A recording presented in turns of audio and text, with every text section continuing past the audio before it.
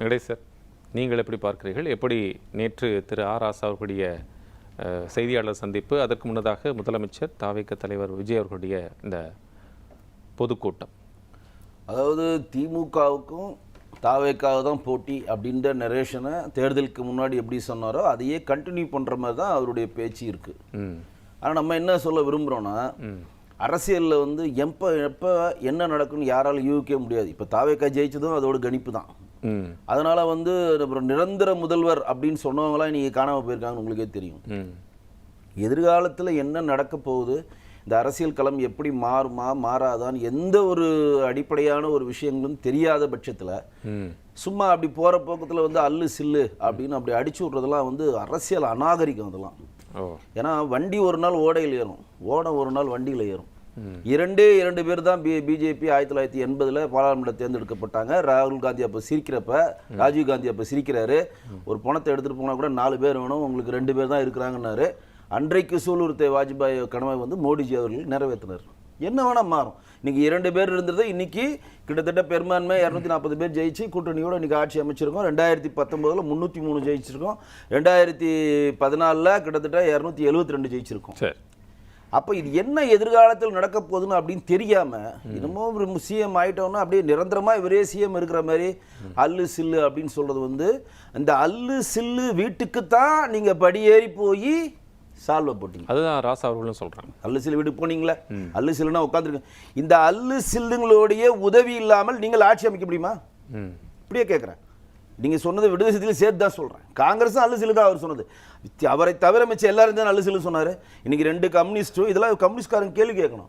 2 communist, விடுதலை சிறுத்தைகள், காங்கிரஸ் எல்லாரையும் தான் அல்லு சில்லு, ப்ளஸ் எதிர்கட்சியாக செயல்படுகிற டிஎம்கே, ஏடிஎம்கே, பாஜக, மற்ற கட்சிகள், சீமா, நாம் தமிழர் எல்லாரையும் வச்சுக்கலாம். அப்போ இந்த அல்லு சில்லு வீட்டுக்குள்ளே போய் தொங்கி தான் இந்த ஆட்சி இருக்குது. தொங்கு சட்டமன்றம் தான் அது. பொய்க்கால் குதிரை தானே அது. மைனாரிட்டி அரசாங்கம் தான். அது மறுக்க முடியுமா? வாய்கிழியே விஜய் பேசுறாரு, சொல்லுங்க மைனாரிட்டி அரசாங்கம் பதிவு பண்ணுங்க. மைனாரிட்டி அரசாங்கம் தானே, முதல்ல சொல்லிட்டாரு. ஆமா, இது மைனாரிட்டி அரசாங்கம் தானே. அப்ப மைனாரிட்டி அரசாங்கத்துக்கு இருக்கக்கூடிய கூட்டணி கட்சிகளுக்கு குறைந்தபட்ச மரியாதை நீங்க தரக்கூடாதா? நீங்க முதல்வர் தானே. கவர்ச்சி காட்டுறதுக்கு நான் என்ன, இதெல்லாம் ஒரு பேச்சா? ஒரு முதல்வர் பேச்சா? இதெல்லாம் சினிமா டைலாக் எழுதி கொடுத்துருக்கோம். அவர் வந்து கட்சியுடைய தொண்டர்கள் மத்தியில், கட்சியுடைய விசுவாசிகள் மத்தியில், அவரை ஆதரிக்கக்கூடியவர்கள் மத்தியில் தானே பேசியிருக்கிறார். சட்டமன்றத்தில் பேச எல்லாத்துக்கும் நல்லா கேளுங்க. ஒருத்தர் கூட்டத்துக்கு ஒருத்தவன் தான் படித்தவன் வருவான், படிக்காத வருவான், நல்லவன் வருவான், கெட்டவன் வருவான், இந்த கட்சியை சேர்ந்தவன் அந்த கட்சிகள் வருவான். நீங்கள் வீட்டுக்குள்ளே உங்கள் மனைவியிடமோ உங்களுக்கு குழந்தையிடம் பேசுகிற டோன் வேறு, பொது இடத்தில் உங்கள் மனைவியிடமோ உங்கள் குழந்தையிடம் பேசுகிற டோன் வேறு. சரி, வீட்டுக்குள்ளே உங்கள் பையனை வாடாங்க இதடா அப்படின்வீங்க. பொது இடத்துல 4 பேருங்க, தம்பி இங்கே வாங்க, இதை கொஞ்சம் எடுத்து கொடுங்க, இது என்னன்னு கொஞ்சம் பாருங்க. இது ஏன்னா இது ஒரு அடிப்படையான மரியாதைங்க. அடிப்படையே மரியாதைனா யாருமே பேச மாட்டேன்னு அடிச்சு விடுறேன் அப்படின்றத ஏற்றுக்க மாட்டாங்களா? அந்த பிரச்சார பொதுக்கூட்டத்தை கேட்டு தானே எத்தனை பேர் வாக்கு செலுத்தி இருக்கிறார்கள். அப்ப அது அவருக்கான டோன் அப்படிதானே செட் பண்ணுறாரு. இது வரைக்கும் அந்த ஃபார்மட் மாறி இருக்கு. நல்ல பாயிண்ட் புரிஞ்சுங்க. பிரச்சாரத்துக்கு முன்னாடி நீங்க பேசுறப்ப நீங்க முதல்வர் இல்லை. பிரச்சாரத்துக்கு முன்னாடி நீங்கள் பேசுகிறப்ப நீங்கள் வந்து வெறும் நடிகர். சரி, நடிகர் வாயில் வந்து சொன்னார்ல, அவர் வாயில் எதனா வந்துட போகுதுன்னு கூட சொன்னார். அதுவே வந்து மிக கண்டிக்கத்தக்க ஒரு வார்த்தை. வாயில் எதனா வந்துட போகுது எவ்வளோ கடுமையான சொற்கள் தெரியுமா? அது எவ்வளோ கடுமையான சொற்கள் பொதுவெளியில். பிரச்சாரத்துக்கு முன்னாடி நீங்கள் எவ்வளோ மட்டமாக பேசினாலும் நாங்கள் அதை பற்றி கேள்வி எழுப்போம். ஏன்னா உங்களுக்கு தெரிஞ்ச லட்சணம்ட்டு போயிடுவோம். முதல்வர்னு உங்களை தேர்ந்தெடுத்துட்டோம். நல்லதாக கெட்டுதான் 108 பேர் ஜெயிச்சு, ஆம்புலன்ஸ் பேர் ஜெயிச்சு உட்கார வச்சாச்சு. உங்களை உட்கார வச்சாச்சுல, அதற்கு குறைந்தபட்ச கண்ணியத்தை மற்றவிடம் நீங்கள் கொடுக்கணும். அது இதாங்க, நாங்கள் எதிர்கட்சி உங்களை விமர்சிக்கிறோம் எல்லாம் ஓகேங்க. நீங்கள் என்ன நிரந்தர முதல்வர் இல்லை, நான் நிரந்தர எதிர்கட்சியும் தெரியல. திமுக ஆகட்டும், பாஜக ஆகட்டும், நாம் தமிழர் கட்சி ஆகட்டும், எல்லாருமே வந்து எதிர்கட்சிகள் தான் தவிர எதிரி கட்சிகள் இல்லை. நீங்கள் ஜெயிக்கணும்னு நீங்கள் வந்து நரேட் பண்ணுறீங்களா? திமுக என்னென்ன திட்டங்கள் சொல்லிச்சு, அஇஅதிமுக என்னென்ன திட்டங்கள் சொல்லிச்சு, பாஜக என்னென்ன வாக்குறுதி கொடுத்து அதை நிறைவேற்றல, பொது வழியை சொல்லுங்க, வரவேற்கிறோம். அதான் அரசியல். அப்படிதான் அரசியல் இருக்குதா? அப்படிதான் சொல்லணும். அப்படிதான் இருக்கு அரசியல் இருக்குன்னு சொன்னா நான் வந்து அல்லு சில்லு அப்படின்னு சொல்றதும், கவர்ச்சி காட்ட நாயுதுன்னு சொல்றதும் இல்ல. நீங்க அட்ரஸ் பண்ணுங்க. இப்ப மேகதாது அணைக்கு என்ன சொல்றாரு, காங்கிரஸை சேர்ந்த சிவகுமார் பதவியேற்றவங்க என்ன சொல்றாருன்னா, ஈஸி ஆயிடுச்சு, எங்களுக்கு இனிமேல் ஈஸி ஆயிடுச்சு. ஏன்னா நாங்க கொடுக்குற முட்டுல தான் தாவேக்கான்ற ஒரு கட்சி நடைபெறுதுனாரு, பதில் சொல்லு. ஏன்னா மேகதாது என் உயிர் பிரச்சனை, என் வாழ்வாதார பிரச்சனை, டெல்டா மாவட்டம் பிரச்சனை. நாளைக்கு அணையை கட்டுவன்றாரு சிவகுமார். எதிர்வினை ஆற்றுவீங்களா மாட்டுவீங்களா அப்படின்றது பதில் சொல்லுங்க. உங்க நினைவுக்கு சொல்றேன், திரு செல்வ பெருந்தகை காங்கிரஸ் கமிட்டியினுடைய இங்க தலைவர் என்ன சொல்றாருன்னா, அது இங்க இருக்கக்கூடிய தமிழர்களுடைய வாழ்வாதாரத்துக்கு மாறுதலாக எதையும் நாங்க ஏற்றுக்கொள்ள மாட்டோம் இங்க இருக்கக்கூடிய காங்கிரஸ் தலைவர் சொல்றாரு. ஒண்ணு, அமைச்சர் நிர்மல்குமார் பொதுப்பணித்துறை அமைச்சர் ஆதவர்ஜன் அவர்கள் சொல்லுவது, நாங்க நிச்சயமா சட்ட ரீதியான நடவடிக்கை எடுப்போம்னு சொல்றாங்க. வேற என்ன சொல்லணும்னு எதிர்பார்க்க? சட்ட ரீதியான நடவடிக்கை எடுங்க, நீங்க தமிழ்நாட்டு நலனை பாதுகாருங்க, இதெல்லாம் நான் வரவேற்கிறேன். சரி, ஒருத்தர் ஒரு முதலமைச்சர் டேரா சொல்றாரு, எங்களுக்கு இவங்க தடையா இருந்தாங்க, அவங்க ஆட்சி அதுக்கு தானே சார் பதில் நாங்க இது முதல்வர் சொல்லணும். நாங்க கொடுக்குற முட்டுல தான் நீங்க ஆட்சி அமைக்கிறீங்க, நாங்க ஈஸியா கட்டுவோம்னா அது எவ்வளவு பெரிய கடுமையான சொற்கள் அது. அது கடந்து போயிட முடியாது சார். இதை இப்போ இந்த சிங்கப்பெண்ணேன்னு என்ன சொல்றீங்க, வந்தோடனே கையெழுத்து நீட்டிங்க, நீட் இடத்துலாம் ப்ராக்ரஸ் ரிப்போர்ட்டில் கையெழுத்து போடுறப்ப டபுக்கு 3 கையெழுத்து போட்டிங்க, 3 விளங்காத கையெழுத்து போட்டிங்க, எதுவுமே உருப்படியாக நடக்கல. இந்த சிங்கப்பெண்ணுன்றது புதுசாக போலீஸை ரெக்கார்ட் பண்ணி, புதுசாக சீருடை கொடுத்து, புதுசாக வண்டி வாங்கி, புதுசாக ஃபண்டு ஒதுக்கி நீங்கள் எதுவும் பண்ணல. ஆல்ரெடி இருந்த ஜெயலலிதா இருந்த பீரியடில் ஒரு பேட்ரோல் இருந்தது, அதை மாற்றி சிங்கப்பெண் பவானி அவர்கள் டிஐஜி தலைமையில் போடுறீங்க, வரவேற்கிறோம். அது எவ்வளோ ஒரு போர்க்கால நடவடிக்கை. அது 27ஆம் ஃபங்க்ஷன் வச்சிங்களா, ஏன் ஜெகதீஷ் வீட்டுக்கு போயிட்டு அந்த ஃபங்க்ஷன் நீங்கள் அட்டன் பண்ணல? அதையும் இதை எப்படி நீங்க ஒப்பிட்டு பேசுறீங்க? ஏங்க எனக்கு இது நடக்கவே நீங்க கேக்குறீங்க, நீங்க அவர் போகலையே. புதுமனை புகு விழா எனக்கு தேவையில்லை, எனக்கு தேவை சிங்கப்பெண்ணுடைய கையெழுத்து உடனடியாக சட்டம். நீங்க அதை ஏன் போகல திறக்கல நீங்க கேள்வி கேட்டா ஒரு நியாயம் இருக்கு. அதுக்காக அவர் பர்சனலே இருக்க கூடாதுன்னு நீங்க கேக்குறீங்க. இருக்கலாம், நான் இருக்கேன்னு சொல்ல வரல. பர்சனல் இருக்கலாம். பர்சனல் முக்கியமா நாடு முக்கியமா, வீடு முக்கியமா நாடு முக்கியமா? இப்படி வாங்க, பர்சனலா நீங்க வச்சுக்கோங்க. நீங்க பர்சனல் 6 மணிக்கு மேல நீங்க நம்ம ஃபைல் எடுத்துட்டு தலைமைச் செயலர் வீட்டில் உட்காந்து தலைமைச் செயலர் வேலையை பாக்குறீங்களா? 6 மணி ஆனா வீட்டுக்குள்ள பூந்துக்கிறீங்களா? வீட்டுக்குள்ள ஒவ்வொருத்தருக்கும் ஒவ்வொரு ஸ்டைல் இருக்கட்டும் சார். சார் நீங்க சொல்ற உள்வாங்க. 6 மணிலேருந்து விடிய நான் கோப்புகளை பார்க்குறேன், எந்த கோப்புலையும் தேங்க விடல அப்படின்னு நீங்கள் ஒரு செய்தி சொல்லுங்க, நான் ஒத்துக்கிறேன். இல்லை 6 மணி மேலே உங்கள் பர்சனல் போகிறீங்களா?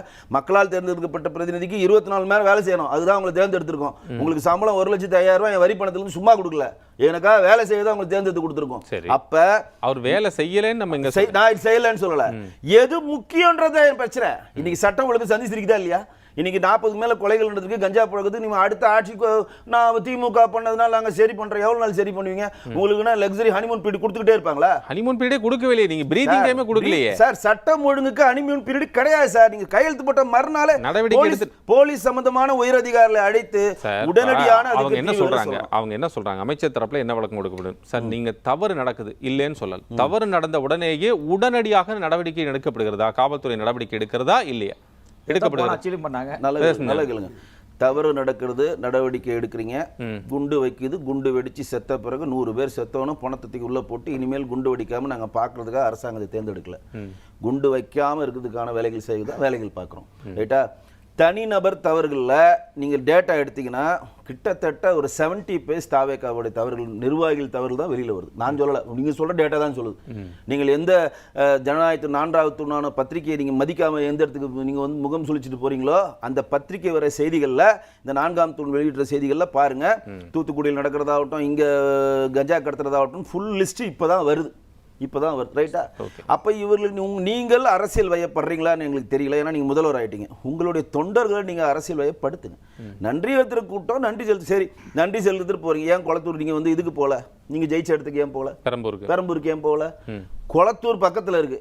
இன்னும் ஒரு ஆளை பொம்மை வச்சுக்கின்னு அவர் பாபு குளத்தூரை சுற்றி வர்றாரு. என்ன கொடுமை பாருங்க. என்னங்க நீங்க என்ன இப்போ டொனால்ட் ட்ரம்ப்பா, புத்தினா, ஜிம்பிங்க அவரே மகாபலிபுரத்தை ஜம்முன்னு மோடிட்டு வந்து பேசிட்டு போறாரு. ஏன் உங்களுக்கு இவ்வளோ அவர் மேல கோபம்? ஆமா, கோபம் இல்லைங்க. உங்களால் நல்லா குறைந்தபட்சமா அந்த மக்கள் உங்களிடம் எதிர்பார்ப்பு என்ன தெரியுமா? நம்ம ஓட்டு போட்ட மக்கள் நம்மளை சந்திக்கிறாங்க. இதை திரு பாபு அவர்கள், குளத்தூர்ல ஜெயிச்ச பாபு அவர்கள் சும்மா போய் நன்றி சொல்லியிருந்தா கூட விமர்சிக்க போறதில்லை. அது விஜய் சம்பந்தப்பட்ட ஒரு ஆளுக்கு வேஷம் போட்டு அவர் அங்க போய் கை காட்டுறதுனா இது எதை நோக்கி நகர்றோம்? நம்ம எந்த அறிவார்ந்த சிந்தையை நோக்கி இந்த இளைய தலைமுறை நம்ம கொண்டு போறோம்? புதிய சித்தாந்தங்கள், புதிய தகவல்கள், புதிய விஷயங்களை நோக்கி நகருங்க. நீங்க இன்னும் 50ஸ்ல இருக்காதீங்கன்னு சொல்றாங்க. அதுதான் உங்களுக்கு பதிவு செஞ்ச நல்லா தெளிவிக்கலங்க. நீங்க அவர் இல்லாமே நன்றி சொல்லுங்க. ஓட்டு போட்டாங்க உங்களுக்கு, நன்றி சொல்லுங்க. நீங்க எலெக்ஷன் முன்னாடி காமெடிலாம் நடந்தது. ஒருத்தர் உருவ பொம்மை செஞ்சு, பொம்மை மாதிரி ரோபோ மாதிரி விஜய் சாரை செஞ்சுலாம் பண்ணாங்க. அதெல்லாம் அவங்கவுங்க ஸ்டைல். அது உள்ள நீங்க எலெக்ஷன் முன்னாடி பண்ண எல்லா காமெடியும் நாங்கள் ரசிச்சோம். ஆனா இப்ப நீங்க பண்றதெல்லாம் ஒரு பொறுப்பான சட்டமன்ற உறுப்பினர், ஒரு பொறுப்பான தமிழ்நாட்டின் முதல்வர், எல்லாத்துக்கும் விமர்சிக்கப்பட வேண்டிய, விமர்சனத்துக்கு உள்ளாகக்கூடிய பொறுப்புல நீங்க இருக்கிறீங்க. ரோட்ல போறவ வரவெல்லாம் சட்டமன்ற உறுப்பினரை கேட்கறதுக்கு அதிகாரம் இந்த கான்ஸ்டிடியூஷன் கொடுத்திருக்கா இல்லையா? ரோட்ல போற வரவலாம் உங்களுக்கு வாக்களித்தவரானும் வாக்களிக்காதவர்களும் முதல்வர்கள்ட்ட என்னென்ன பிரச்சனைகள் என்று சொல்வதற்கும் அவர்களுடைய பிரச்சனையை வந்து கேட்பதற்கான ஒட்டுமொத்த அதிகாரத்தையும் இங்க கான்ஸ்டிடியூஷன் வழங்கி இருக்கா இல்லையா? நீங்கள் எலெக்ஷனுக்கு முன்னாடி யாருமே மறுக்கலையே சார். மறுக்கல. எலெக்ஷனுக்கு முன்னாடி நீங்க என்ன வேணா பண்ணுங்க, அதை பத்தி கேள்வியே எழுப்ப போதில்லை. எலெக்ஷனுக்கு பின்னாடி நீங்க எப்படி இருக்கீங்கன்னா, நல்லதோ கெட்டதோ நான் உங்களை தேர்ந்தெடுக்கல, கிட்டத்தட்ட வந்து 36% உங்களை தேர்ந்தெடுக்காங்க, 74% 64% உங்களை ரிஜெக்ட் பண்ணிருக்காங்க. அந்த 34% நீங்க குஷிப்படுத்துற மாதிரி, நீங்க குஷிப்படுத்துற மாதிரி வாயில எதனா வந்துட போகுது, அல்லு சில்லு அவளை கவர்ச்சியை காட்டுறதுக்கு நான் என்ன அப்படின்னு அவங்களை குஷிப்படுத்தலாம். ஆனால் 64% மக்கள் இதை பார்த்து கொண்டிருக்கிறாள் நீங்க மதிக்கணும். ஒண்ணு. ரெண்டு முடிச்சிடறேன். ரெண்டாவது என்னன்னா, நீங்கள் குறைந்தபட்சம் நீங்க மேடையில ஏறினீங்கன்னா உங்களுடைய பதவிக்கு ஏற்ற கண்ணியத்தை கடைபிடிங்க. நான் கேட்குறீங்க என்ன விமர்சிங்க, பாஜக விமர்சிங்க, அதிமுக, டிஎம்கே விமர்சிங்க, நான் தமிழ் எல்லாமே விமர்சிங்க. இங்க விமர்சிக்க தாங்க ஆட்சி. விமர்சிக்கணும், ஒருத்தர் வந்து அவங்களுடைய குறைகளை பொது வழியில கொண்டு போய் சேர்க்கணும், ஆரோக்கியமான ஒரு அரசியல் நோக்கி நகரம் தான் வரவேற்கிறோம். ஆனால் குறைந்தபட்ச கண்ணியத்தை கடைபிடிங்க, அவ்வளவுதான் கேட்கிறோம். இப்போ எல்லாம் சொன்னது என்னன்னா, இப்போ டிஎம்கேல ஒரு ப்ராஜெக்ட் போட்டு அது நம்ம விமான நிலையமாகட்டும், அது வந்து central government project, Rajnath Singh தான் போய் ஆந்திராவில் தொடங்கி வச்சார். இப்போ வந்து அவருடைய அரசியல் ஆலோசகராக யார் இருக்காரோ அந்த நபர் தான் அந்த அங்கே இருக்கக்கூடிய ஒரு கட்சிக்கு பிரதானமான ஜெயிச்ச ஒரு நபருக்கும் ஆலோசகராக இருந்தார். சரி, அந்த ஒரு பாசமாக கூட இருக்கலாம். ஏன்னா விமர்சனம்னா எல்லாம் விமர்சனத்தை வச்சு தானே ஆகணும். அந்த பாசம் கூட இருக்கலாம். சரி வச்சுக்கோங்க, இவ்வளோ நாள் நாங்கள் வச்சுருந்தோம் இந்த ப்ராஜெக்ட் நீங்கள் வச்சுக்கோங்க கூட கொஞ்சம் கொடுக்கலாம். அப்படி அதை எப்படி அப்படி கொடுப்பாங்க? நாங்கள் அப்படி தான் மாநிலத்தினுடைய அமைச்சராக இருக்கக்கூடிய அரசியல் செய்ய தாங்க வந்திருக்கோம், அவியல் செய்ய வரலங்க. அரசியல் செய்ய நீங்கள் அரசியல் செய்யுங்க, ஆனால் அது இப்போ நீங்கள் சொன்ன அதே மாண்பு தானே உங்களுக்கு முக்கியம். அதாவது நான் எப்படி எதுக்கு நான் இதை பதிவு செய்ய விரும்புகிறேன்னா, எப்படியும் 99% முடிஞ்சு கிட்டத்தட்ட முடிஞ்சு லே அவுட் போட்டு அதற்கான ஃபர்ஸ்ட் செகண்ட் ப்ராஜெக்ட்லேருந்து அதுக்கான எல்லா விஷயங்களும் பண்ணி முடித்த பிறகு ஆட்சி கட்டில் ஏறினவுன்னா ஒன்று மாறுது அப்படின்னா அதற்கான ஆலோசகர் சொல்கிறதுனால தானே மாறுது. ஆலோசகர் அவர் தானே, நான் பேர் குறிப்பிட்டு சொல்ல விரும்பல, ஏன்னா அது வந்து வழக்கு போடுவாங்க நம்ம மேலே, பேர் சொல்லி குறிப்பிட விரும்பல. அந்த ஆலோசகர் தான் மாறின அங்கே இருக்க கட்சிக்கு பிரதான ஆலோசகராக இருந்தால் அவர் ஜெயிக்க வச்சவர்.